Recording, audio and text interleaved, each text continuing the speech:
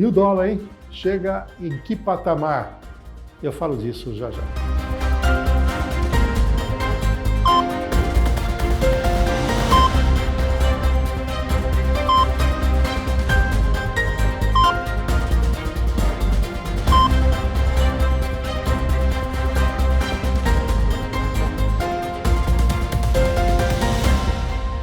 Bom, eu tenho tido aí grande demanda, né, no dia a dia, dada a profissão, para que eu possa dizer, afinal de contas, esse câmbio que já foi 5,40, previsão de 5,90, agora operou abaixo dos 5, onde pode chegar? Então vamos primeiro entender o que vem acontecendo com a cotação do dólar.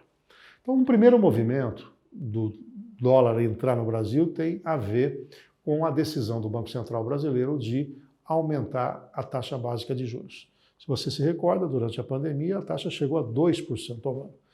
Era necessária porque o país estava entrando numa recessão, tanto que a previsão no início da pandemia era um tombo na nossa economia de 10%, acabou fechando ele na casa dos 4%, porém, os juros baixos eram muito importantes para estimular o setor produtivo. E as pessoas até adquirirem bens a uma condição muito favorecida.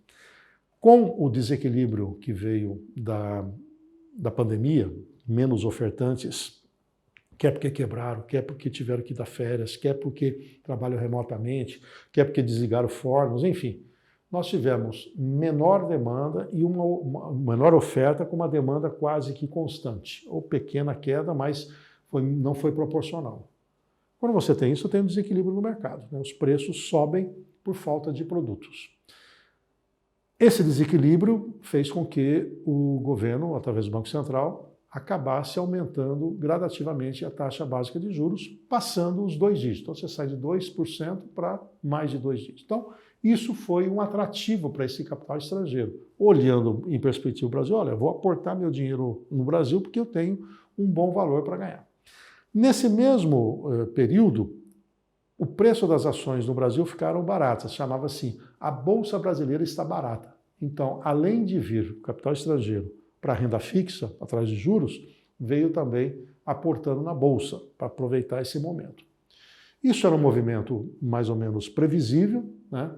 Uma pequena oscilação no dólar quando o próprio Estados Unidos, para combater a inflação, fala em aumento dos juros e é verdadeiro, aumentou a taxa básica, mas o Brasil acabou vivendo um bom momento nesse particular.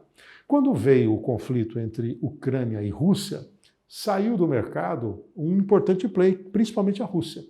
E aí os valores de commodities, né, que o Brasil, principalmente alimentícia, é expert e algumas metálicas, fizeram com que o atrativo no Brasil fosse muito maior.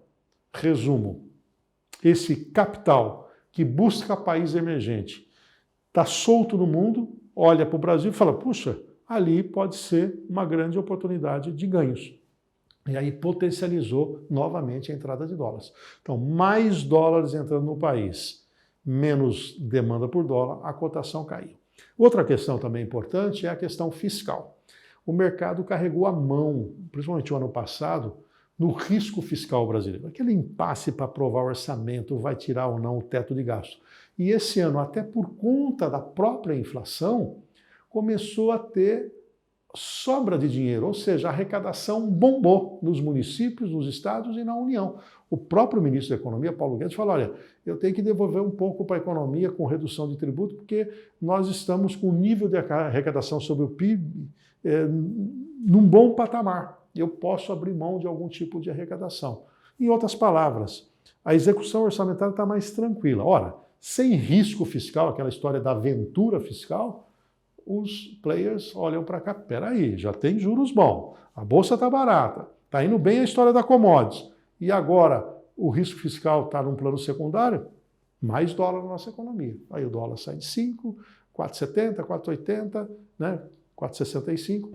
Qual é a grande leitura aí que eu faço?